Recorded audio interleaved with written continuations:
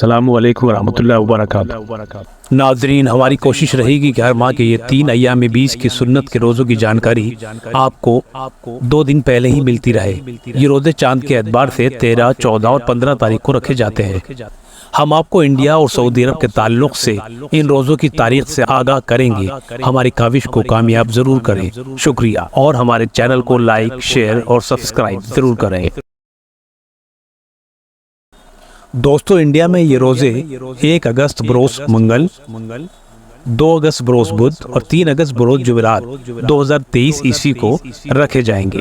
और इसी तरह से सऊदी अरब में ये रोज़े 31 जुलाई बरोज़ पीर, 1 अगस्त बरोज़ मंगल और 2 अगस्त बरोज़ बुध को रखे जाएंगे।